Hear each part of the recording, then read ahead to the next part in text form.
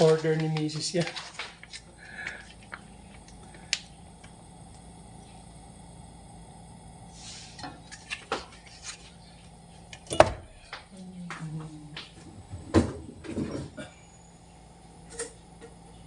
Huwag yan susuwayin kasi order yan ni Mrs.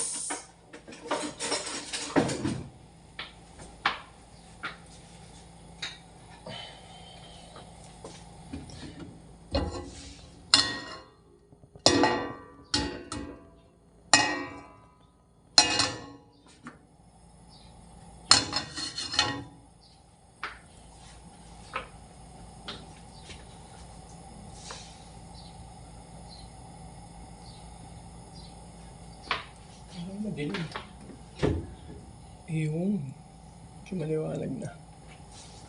Hindi lang natin magbuka. Hindi pa natin ito. Ayan. Nagalan pa natin na isa. Ayan pa. Ayan, mausok na.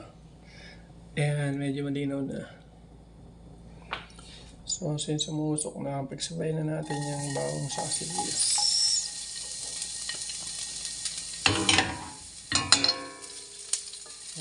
Sabay na. Para yung debate na ano una, bawang o sibuyas.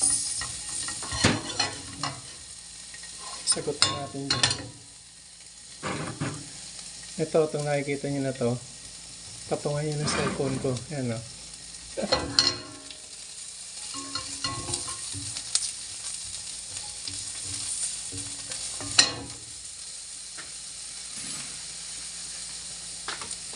Ito, leftover na inyo na bangos. Tinira ko talaga yung tiyan para masarap yung last na kain. Ito, leftover na alamang dun sa kare-kare. Yan. Ito yung ulam ng mga ano. Nagtitipid. Leftover. Ito, 20 pesos. Itong okra, parang 10. Ito, meron na sa ref. Isang sili. Sama na natin yan. Gigisa muna natin mabuti ito. Kaya nasabi ng lola ko, ang masarap na ulam, isa sa sikreto niyan, yung tamang pagigisa. Kaya sinusunod ko pa rin hanggang ngayon, para wag siya magalit. Kung nasan man siya ngayon, sana happy siya kapag pinapanood niya ako maggisa. Yan, kapag ganyan, medyo lanta na. Hirap mag-video kasi pag isang kamay lang gamit at least yan stay. Diba? Hindi nakakainis. Nakakainis pagka sama na natin yung kamatis.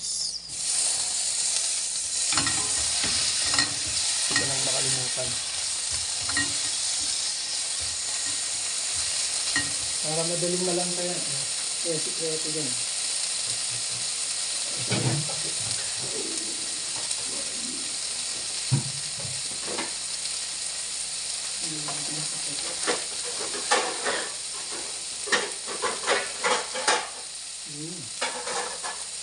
Ito, ang sikreto. Pa natin.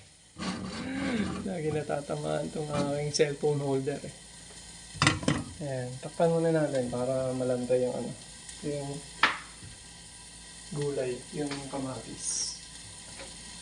Pwede rin natin siya lagyan ng konting tubig para mabilis.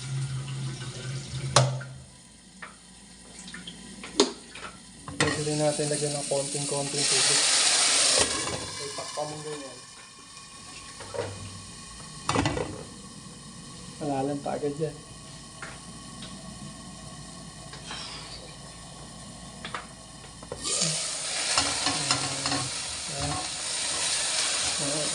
Magic. Di ba? Ito natin dito sa gilid para kita. Nakakasamid yung ano, sili. Yung papang ng sili. Nangangaga. Tingnan natin sa medium high. Ayan, tamo. Ang bilis sa lanta.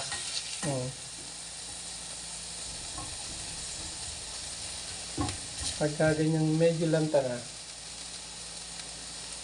pwede na natin ilagay itong LO na lagay ko na kaya lahat. Lagay ko na lahat to eh. Wala na kare-kare. Wala rin mangga. Wala rin pagkagamit ang iba. Kaya dyan yan. Assembly natin hanggang sa magmukha na siyang karapat-dapat nalagyan ng gulay. Yan yung itsura niya. Mukha uli siyang pang kare-kare.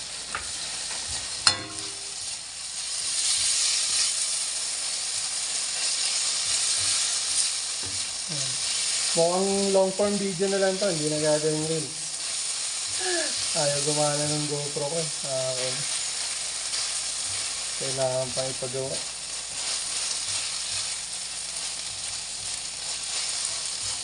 Kasi nung nalobat siya, papalitan ko siya ng battery. Pagbukas ko ng takip ng battery, tumulo yung tubig, basa pa pala. Kaya pumasok yung tubig sa loob. Kaya nagloko na siya. Nagamit ko pa ng isang beses, pero ngayon, pag nilalagyan ko na ng battery, pag inon ko, yung sabi niya, too hot. Ayan, pag gaganyan na siya, tingnan na, ay na, pwede nang ilagay ito. Unahin natin yung kalabasa. Kasi itong kalabasa na to, ano ito eh, mas matigas siya kaysa sa okra. So, kalabasa muna tayo. Gisa-gisa muna natin yan. Konting-konti lang, nag-isa. Malo lang yung sabaw. Kasi gagawin natin, lalagyan natin yung isda. Lagay ko na kaya ito. Ayan o. Kabikit pa siya.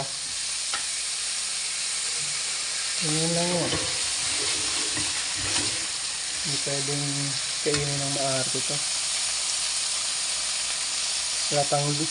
Halatang leftover eh. Kaganyan na. Pwede na ilagay ito. Yun. Ugas ang kamay. Ganyan. Hindi ko na ito lalagyan ng ano, ng patis o kahit anong pampalasa kasi maalat na yung alamang eh. Ngayon lalagyan ko siya ng konting tubig. Tindagan na natin. Gusto ko may konting sabaw eh. Umuas yung bakit. Saka natin takpan. Lagyan natin sa high. Nagmamadali na ako kasi ano na, 12:20 na. Inis. Sayang. Sana gawa pa yung GoPro ko. Kawawa naman ako. Wala akong pang video. Wala na. Iyak na. Iyak pa ako na lang. Habang luluto ka, linis-linis ka rin para konti lang lilinisin mo pagtapos. Diba? Ito'y tasking. Pag nililinis, ito rin maglilinis yan mamaya. Tapos mo. Ano, kita mo, kumukulo na. Kumukulo. Pabayaan mo lang siyang ganyan. Hindi naman yan didikit kasi Ang maalat. Magic, di ba? Ayan. Mato-mato na naman. Nilalim ko talaga yung kalabasa kasi matagal yan maluto kumpara sa okra eh. So kung ganyan, habang naluluto yung kalabasa, parang nai-steam lang yung okra. So hindi siya malalabog, hindi malalantang mabuti yung okra. Yung kasi nung okra na kuluntoy. Parang tingin ko, konting tubig pa. Tingnan natin. Parang okay na. Lalaman natin mamaya pag tinikman natin. Dapat yan, hindi na ginagalaw eh. Since yung iba hindi masyadong nakalubog, lubog natin yung ibang kalabasa. Tikman na rin natin yung lasa kung okay.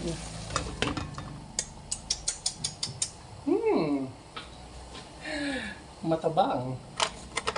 Hindi pala maalat yung alamang. Lagyan natin siya ng konting patis. Yan. Bawal na raw maalat ngayon.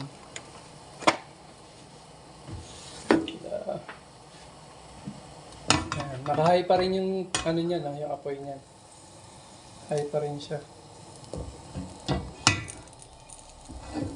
High siya sa gutom. Pag malapit na maluto yan, iangat ko na yung camera para makita niyo yung top view. Okay na. Medium ko na. Kasi natutuyo na yung sabaw. Siguro pag natuyo yung sabaw, nang hindi pa luto yung kalabasa, dadagdag ka na naman ng tubig. Papangit na yung lasa niya. Ganyan lang. Angat ka na nga. Ako rin hindi nakatiis. Ganyan siya. Ayan na-hydrate na uli yung yung inihaw na bangos. Kaya sakto lang yung sabaw niyan, naluluto niya yung inihaw na bangos. Ibig sabihin kumapit ka, kaibigan. Ibig sabihin yung sabaw, makukuha pa niya yung lasa ng inihaw na bangos. Ayan, kulang na nga yung sabaw. Kulang na nga yung sabaw. Umidikit na eh. Ako pa nga ng konti.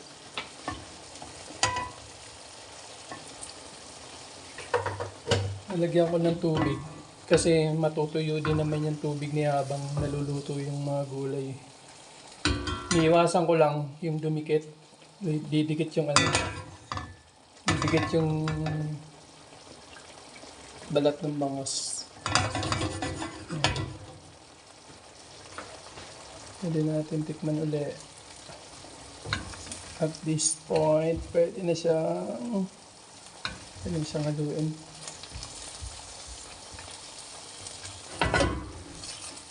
Para makatikim naman ng sarsa yung okra. Nasa ibabaw lang kasi siya, para siyang ni-steam. Mamaya pag pinlating ko to, baka yung itsura nito. Yan. Pagpapin natin. Pwede na. Pwede na kainin ng gutom. Dahil gutom na, inom na lang muna ng tubig. 2 baso.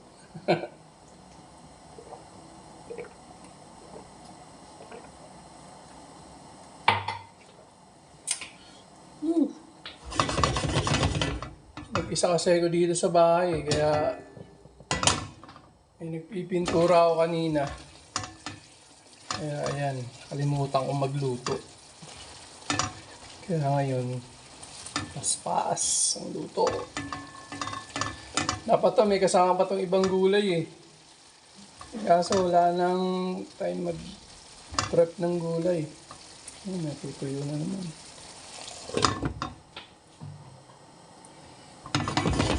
Gusto ko dun sa kalabasa medyo may crunch pa. Kaya konti pa.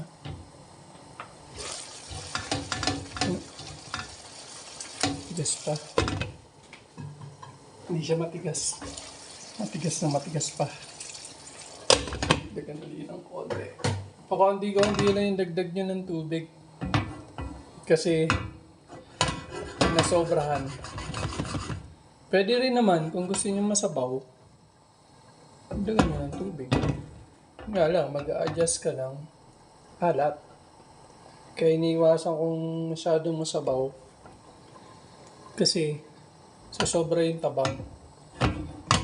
Parang hindi siya masarap. Kung sakto lang yung sabaw, sakto lang din yung alat. Hindi ka kakain ng maalat na pagkain.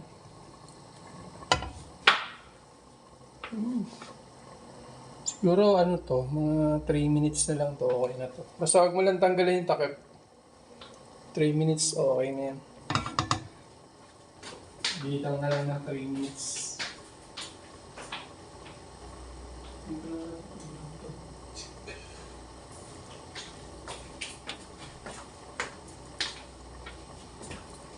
Lagyan natin yan sa malalim na lagyan. Tayo ng masyadong malaki ito Yan nga. Pwede na to.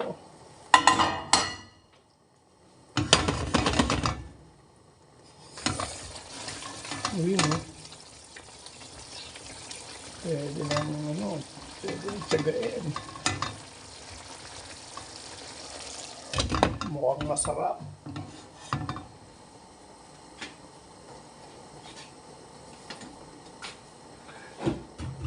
Ang bilis matuyo nung sabaw kasi sisip-sip ng mga gulay.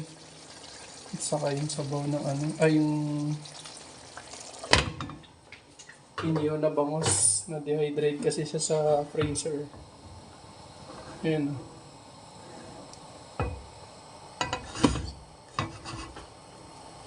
Nako. Hindi ko na nilive.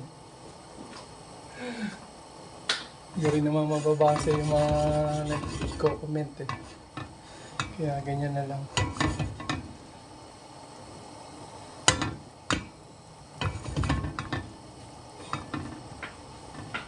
One minute na lang. 1 minute.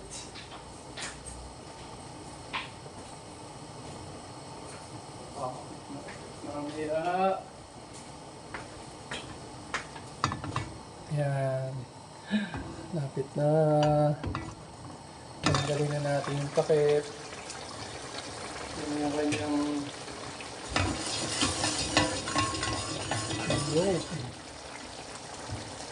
let's see. Ito, okay na. Nabiyak na. Nabiyak na yung Yun yung batayan ko kung okay na yung kalabasa. Pag ginanon mo, tapos nabiyak. Hindi siya nadudurog. Kailangan nabibiyak lang. Kasi pag nadudurog, parang na. Minsan gusto ko yung ganun, pero minsan ayoko nung sobrang labog. Ito na. Okay na to. Naka-high pa rin yung apoy niyan. So yung okra, okay na rin yun. Ayan na. Ayan na. Na natin pag nilagay ko. Paano natin siya awatin nyo muna yung isda. Kasi baka sumama sa ganda yan sa babaw.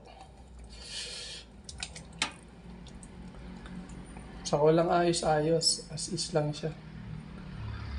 Lahat naman ng ginagawa kong video, puro raw lang. Ganyan lang. Yun. Haha. Ikaw. Diyan ka muna, manahimik ka dyan.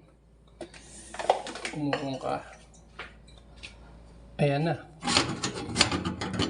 Tanggalin na natin sa cellphone holder. Ito yung cellphone holder ko, iniipit ko lang dyan. Ayan na. Diba?